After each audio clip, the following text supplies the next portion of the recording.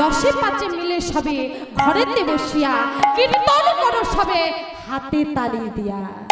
সেটা মা করতে মা ভোলে না। তাই সন্ধ্যের সময় কি করছে, প্রজাদেরকে নিয়ে গাইছে, কি বলছে গো, পথ চলিতে আর বলিতে, পথ চলিতে আর বলিতে, পথ চলিতে আর বলিতে, পথ চলিতে আর বলিতে, পথ চলিতে আর বলিতে। তোমরা গাহো গাহো গাহো নাম, কৃষ্ণ নাম, মধুর নাম। পথ চলিতে আর বলিতে, পথ চলিতে আর বলিতে। কি বলবে, কি বলবে, তোমরা গাহো গাহো গাহো নাম, কৃষ্ণ নাম, মধুর নাম।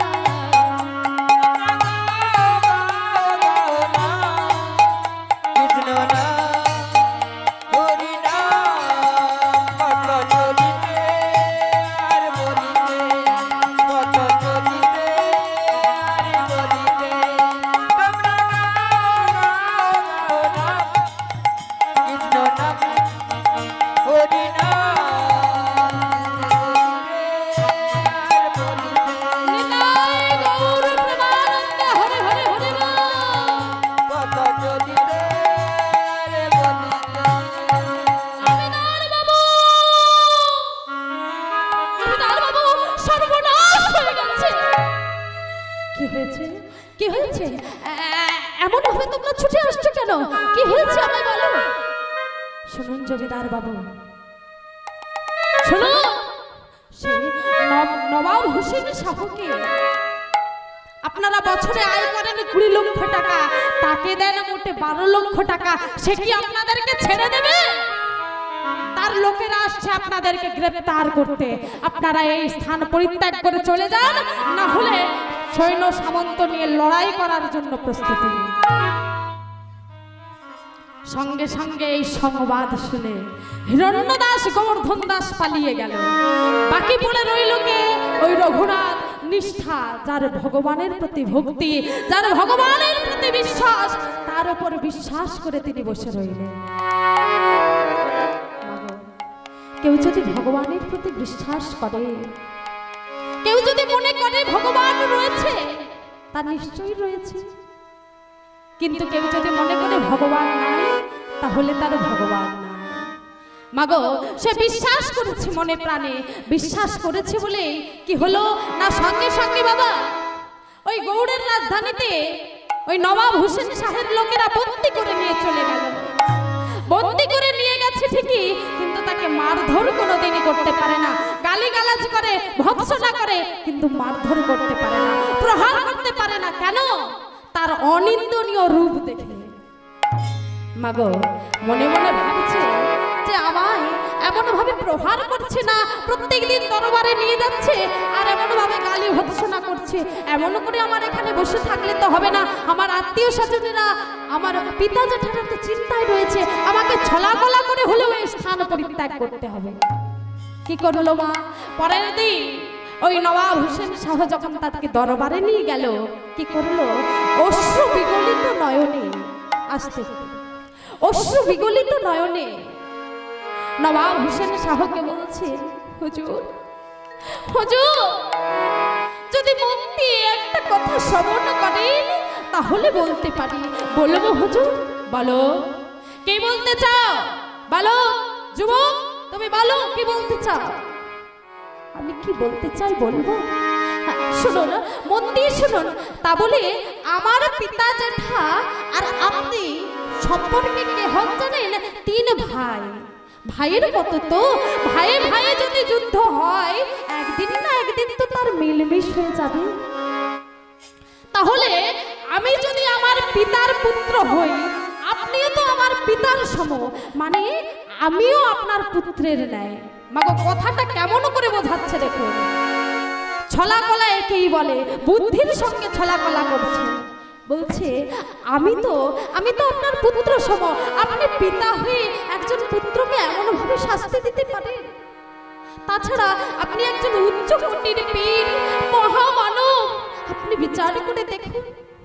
মুসলিম লোক তো বাবা, সঙ্গে সঙ্গে এমন ভাবে নিজের প্রশংসা শুনে গদগদ হয়ে নয়ন জলে বুকটা ভেসে যাচ্ছে বাবা। বুকের কাছকে জল আসার আগেই যে দাড়ি লম্বা ছিল, দাড়িটাও পর্যন্ত ভিজে গেল। এত তার গদগদ ভক্তি জন্মেছে, সঙ্গে সঙ্গে বুকে জড়িয়ে ধরেছে। বাবা বাবা বাবা রে, আমার বড় ভুল হয়ে গেছে বাবা, তুই আমার পিতা বলে সম্মান দিয়েছিস। না না না, ওই সব সম্পত্তির কথা ছাড়, আজ থেকে তুই যখন আমাকে পিতা বলে ডেকেছিস, এই যে রাজা ঐশ্বর্যের ভাগ, এর হাফ অংশ, অর্ধেক অংশ আজ থেকে তোর হয়ে যাবে। মাগো কেমন বুদ্ধি দেখুন মা, অত সম্পত্তি বাঁচিয়ে দিল, আমার এদিকের সম্পত্তিও বাঁচিয়ে দিল মা। ভাগ পেয়ে গেল, এবার বাড়িতে ফিরে গেছে মা, আর কষ্ট সহ্য হচ্ছে না। একটা বছর কেটে গেছে, এবার চিৎকার করে সেই মহাপ্রভুকে ডাকছে, প্রভু আমি যে আর সংসার বন্ধনে থাকতে পারছি না, তোমার চরণে আমায় ঠাঁই দাও প্রভু, তোমার কাছে আমায় নাও। আধার জানি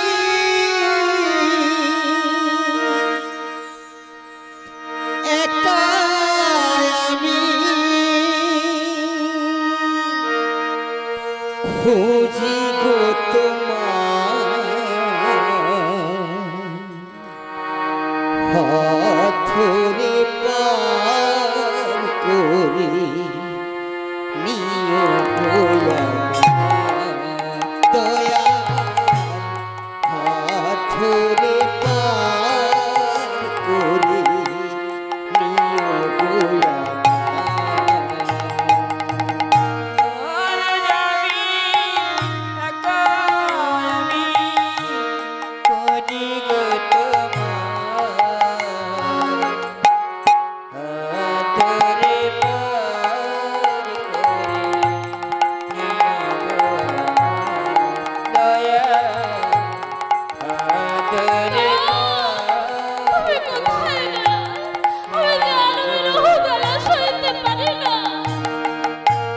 রাধার মন মদন মোহন ও গিরিধারী, অহরহ বংশীধ্বনি খুঁজি গো তোমারি।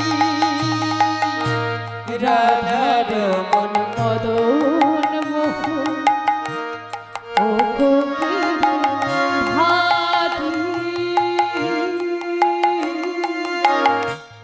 অহরহ বংশীধ্বনি শুনব তোমারি। রাধার মন মদন ও গিরিধারী,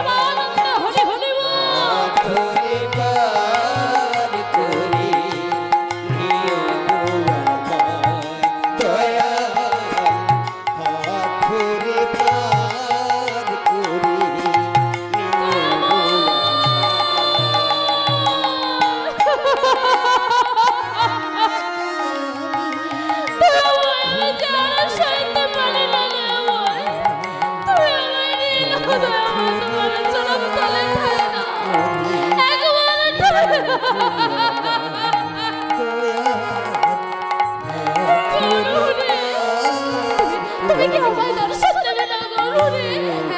একবারে দেখো না গরুরে, দেখো না। নয়ন জলে মগু হাসে যখন গৌর গৌর বলে ক্রন্দন করছে, যখন গৌর গৌর বলে ক্রন্দন করছে, ভক্ত কখনো ভগবান কখনো ভক্তের নয়নের জল সইতে পারে না। ভগবান নিজ মুখে বলেছে, নারদকে একদিন বলেছিলেন, শোনো আমি কোথায় থাকি জানো? নাহম তৃষ্ণামি বৈকুণ্ঠ যোগিনাম হৃদয় নাচ মদ ভক্তা যত্র গায়ন্তি তত্র তৃষ্ণামি নারদ। আমি বৈকুণ্ঠে থাকি না, আমি যোগীদের হৃদয়ের মাঝে থাকি না, আমি কোথায় থাকি না আমার ভক্তরা যেখানে আমার নাম গুণগান করে আমি সেখানেই বাধা থাকি। তাই ভক্ত আজ নয়ন জলে মুখ ভাসে কাঁদছে। ভগবান ভক্তের দুটো জিনিস সইতে পারে না, এক হচ্ছে ভক্তের অহংকার আর এক হচ্ছে ভক্তের নয়নের জল।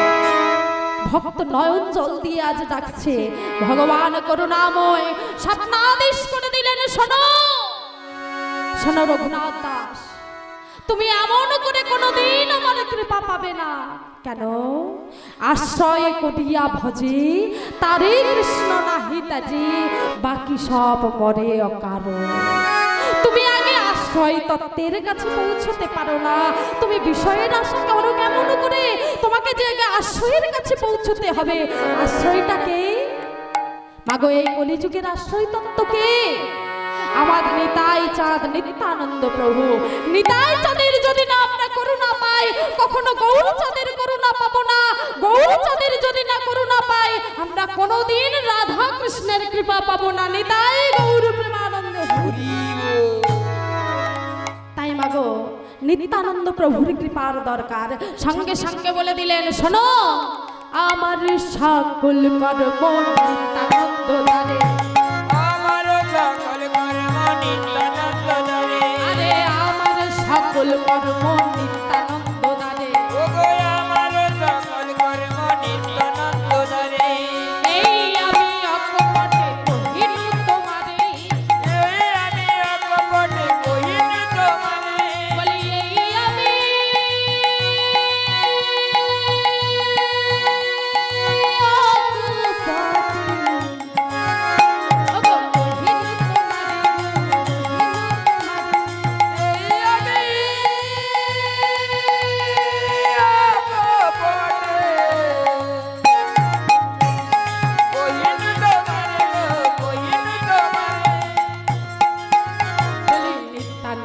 কৃপা হইতে, শোনো নিত্যানন্দের কৃপা হইতে আমার স্বরূপ পাবে দেখিতে, আমার স্বরূপ পাবে দেখিতে। যাও যাও তুমি পানি হাঁটিতে, নিতাই গৌর প্রেমানন্দ হরে হরে হরে বল।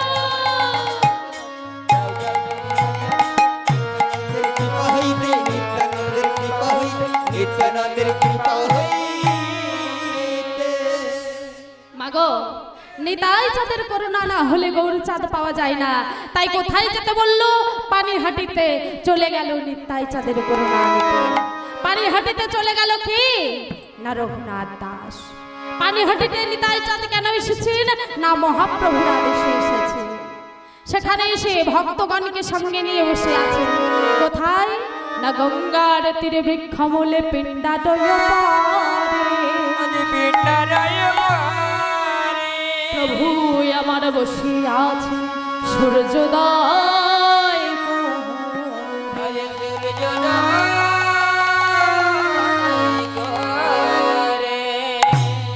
গঙ্গার তীরে বসে রয়েছেন। ছুটতে ছুটতে গিয়ে রঘুনাথ দাস প্রভুর চরণতলে আছাড় খেয়ে পড়লেন। প্রভু যেই না আছাড় খেয়ে পড়েছে, অগণিত ভক্তবৃন্দের মধ্যে একজন বলে উঠল, প্রভু আপনাকে কে যেন প্রণাম করেছে। সঙ্গে সঙ্গে প্রভু কি বলছে গো? শুনি প্রভু কহে চোরা দিলি দর্শন, শুনি প্রভু কহে চোরা দিলি দর্শন, শুনি প্রভু কহে চোরা,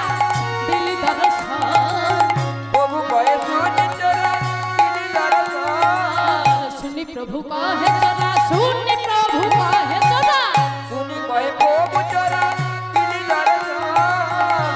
আমি কি করবো জানো? আয় আয় চোরা করিব দণ্ড,